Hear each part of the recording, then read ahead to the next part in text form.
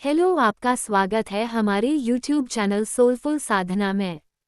नमस्कार दोस्तों, हरे कृष्णा, राधे राधे। कैसे हो आप सब लोग? आशा करती हूँ मेरे सारे फ्रेंड्स बहुत अच्छे हैं। आज का वीडियो बहुत ज़्यादा खास है। आने वाली है मकर संक्रांति। मकर संक्रांति के दिन से दान ध्यान किया जाता है। कुछ दान ऐसे होते हैं जो सिर्फ उसी दिन किया जाता है, कुछ दान ऐसे होते हैं जो हर महीने की 14 तारीख को हम करते हैं, और कुछ दान ऐसे होते हैं जो साल भर हम हर रोज उस नियम उठाते हैं, उस नियम का पालन करते हैं और अगले मकर संक्रांति में उद्यापन कर दिया जाता है।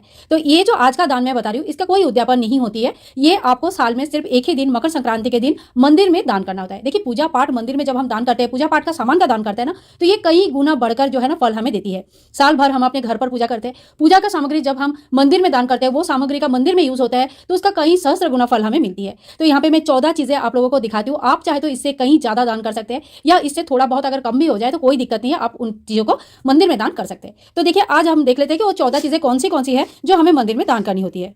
तो सबसे पहले देखिए, यहाँ पे मैंने दिया ले लिया है। आपको एकदम कोरा दिया लेना है, मतलब एकदम नया दिया लेना है, और मिट्टी के 14 दिया आप मंदिर में दान कर सकते हैं। आप चाहे तो हर महीने की 14 तारीख को जाके एक एक दीपदान कर सकते हैं, या सिंपली ऐसे मिट्टी के दिया वहां पे रख के आ सकते हैं। अगर आप दिया दान कर रहे हैं तो इसके साथ आपको बाती भी रखनी होगी, तो इस तरह का आप बाती ले लीजिएगा, रुई की बाती भी आपको रखनी होगी, और साथ ही में देखिए तेल भी आपको रखना होगा। तो आप तेल या घी 1 किलो या आधा किलो, जितने भी पॉसिबल होता है उतना आप तेल या घी इसके साथ साथ रख दीजिएगा। इसके साथ ही देखिए, मंदिर में हम धूप बत्ती का यूज होता ही है, तो मंदिर में हम धूप बत्ती रख के आ सकते हैं। इसके साथ ही बहुत लोग आके मंदिर में मंगलवार के दिन हनुमान चालीसा का पठन करते हैं। तो आप अगर हनुमान चालीसा दान कर रहे हैं तो 14 की संख्या में आप खरीद सकते हैं, और या तो एक भी अगर चाहे तो आप दान कर सकते हैं। 14 दान करना वैसे बहुत ज्यादा शुभ माना जाता है। आप हनुमान चालीसा का दान कर सकते हैं।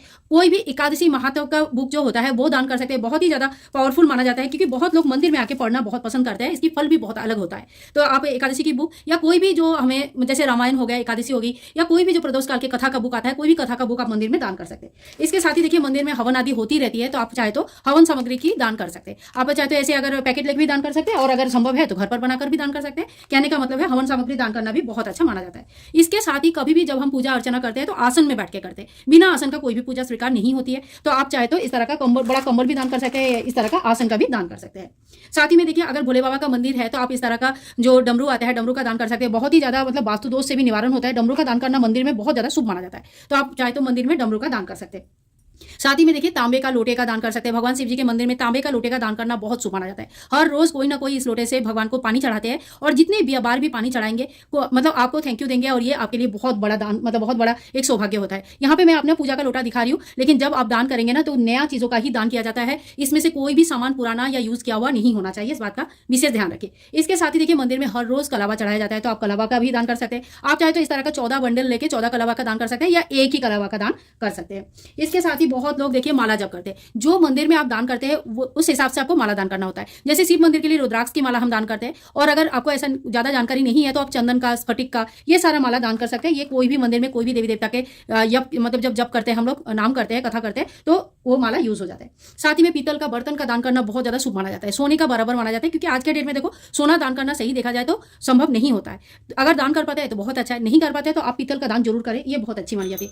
आप चाहे तो घंटी की दान कर सकते हैं। घंटी छोटा बड़ा कितनी भी साइज की हो सकती है, जैसे आपके सामर्थ्य है उस हिसाब से कर सकते हैं। छोटी घंटी जो आती है वो भी कर सकते हैं। मंदिर के बाहर जो बड़ा सा घंटा लगा रहता है उसे भी दान कर सकते हैं। इसके साथ ही रेगुलर बेसिस पे अगर आप कोई दिया का नियम ले रहे हैं तो फिर आपको दिया एक दान जरूर करनी चाहिए, नया दिया होना चाहिए। और अगर आप पीतल का दिया दान कर रहे हैं ना, तो ये दिया तो हमेशा ही मंदिर में जलती रहेगी, तो ये भी बहुत ज्यादा शुभ माना जाता है। आपके घर में कभी अंधेरा नहीं होता है। दिया दान मतलब जब दिया हम कहीं जलाते हैं, दीपदान जब हम कहीं करते हैं, तो पहली बार जब आप दीपक दान करेंगे ना, आपको भगवान के सामने इस दीपक को घी का दीपक घी से भर के प्रज्वलित करके उस मंदिर में रख के आना है। और उसके बाद आप वापस मत लेके आइए, वो मंदिर में ही रहेगा, और वहीं पे बाकी आगे का जो पंडित जी है वो प्रज्वलित करते रहेंगे। खाली दिया मत दान कीजिएगा, ठीक है। और कोई भी बर्तन अगर दान कर रहे हैं तो उसे भी खाली नहीं दान किया जाता है। बर्तन में कोई ना कोई, या तो आप खिचड़ी भर दीजिए, मतलब जो कच्ची खिचड़ी होती है, चावल और दाल मिक्स करके, या तो फिर कोई कुछ पैसे डाल दीजिए, या तो कोई मिठाई डाल दीजिए, तिल रेवड़ी, कुछ भी चीज भर के डाला जाता है। खाली बर्तन कभी नहीं डाला जाता है। दीपदान का मेथड आपको बोल दिया, खाली दिया नहीं रख के आना है, दीपक को प्रज्वलित करके आना होता है।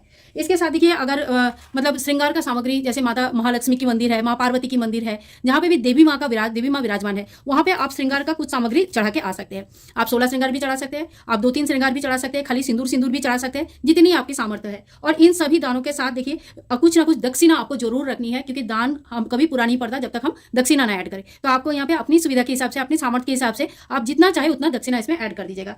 इसके साथ ही देखिए, कोई खाने पीने की वस्तु जैसे तिल रेवड़ी वगैरह होता है, इसमें तिल की दान करना बहुत अच्छा माना जाता है। गजक वगैरह इस समय होता है, गुड़ की दान करना बहुत अच्छा माना जाता है। खिचड़ी का दान कर सकते हैं। साथ ही में देखिए, तिल का दान करना बहुत ज्यादा शुभ माना जाता है तो आप तिल का दान कर सकते हैं। नारियल का दान करना बहुत ज़्यादा शुभ माना जाता है तो नारियल का भी दान कर सकते हैं। तो ये वो 14 चीज़ें हैं, 14 से ज़्यादा ही चीज़ें हैं जो आप मंदिर में चाहे तो दान कर सकते हैं। तो पहले से ही व्यवस्था कर लीजिएगा ताकि आप मंदिर में बड़े आराम से अच्छे से सुबह सुबह नहा धो के दान करेंगे। दान कैसे करनी है आपको, सुबह सुबह आप नहा धो के तैयार हो जाए, अपने घर की मंदिर की पूजा कर ले और फिर ये सारे सामग्री आप एक जगह निकाल ले, प्लास्टिक में किसी चीज़ में भर लीजिएगा। फिर हाथ में थोड़ी सी जल लेके ऐसे 3 बार घुमो के मिनस लीजिएगा। मिनस के हाथ जोड़ करके भगवान के सामने हम आरजी करेंगे, हे भगवान आपकी कृपा से आज इतना सामग्री मैं अपने मंदिर में, आपके मंदिर में दान करने जा रही हूँ या जा रहा हूँ। आप कृपया मेरा ये जथा सामर्थ्य मैंने कर पाई हूँ इतना स्वीकार करें और अपना आशीर्वाद मुझे प्रदान करें ताकि हम जीवन में आगे बढ़ पाए। इस तरह से नतमस्तक होकर दान के बारे में आप कभी भी बहुत ज़्यादा ढोल पीट के सबको मत बताइए। और इस तरह से दान जो होता है ना, गुप्त दान ज़्यादा अच्छा माना जाता है। जितना चुपचाप आराम से आप दान कर लेंगे उतना ज़्यादा अच्छा माना जाता है। ठीक है, तो इस तरह से आप मंदिर में दान कर सकते हैं। अगर देखिए लड्डू गोपाल जी है, उस मंदिर में आपने देखा है लड्डू गोपाल जी है, तो आप उनके लिए वस्त्र दान कर सकते हैं, आसन सिंहासन दान कर सकते हैं, उनके खाने पीने के लिए आप प्लेट कटोरा और जो भी सामान होता है वो सारी चीज़ें दान कर सकते हैं, लड्डू वगैरह दान कर सकते हैं। यानी कि दान का तो कोई लिमिट ही नहीं है, कितनी आपकी सामर्थ्य इच्छा और अपने जितनी भी आपकी इच्छा है उस हिसाब से आप कर सकते हैं। गर्म कपड़े का दान कर सकते हैं, उन्हीं वस्त्रों का दान कर सकते हैं। ठीक है, तो आज के वीडियो आप लोगों को कैसे लगा जरूर बताना। और अगर वीडियो में कुछ भी इन्फॉर्मेटिव लगा, कुछ भी अच्छा लगा तो please like share and comment. Makar Sankranti के दिन से कौन से नियम धर्म उठाए जाते हैं, कितना फल, क्या फल लाभ होता है, ये सारी चीजें चैनल पर ऑलरेडी अवेलेबल है, तो आप जरूर चेक कीजिएगा। मिलूंगी नेक्स्ट वीडियो में, तब तक के लिए हरे कृष्णा, राधे राधे। अगर वीडियो अच्छा लगा तो सब्सक्राइब करें हमारे YouTube चैनल सोलफुल साधना को।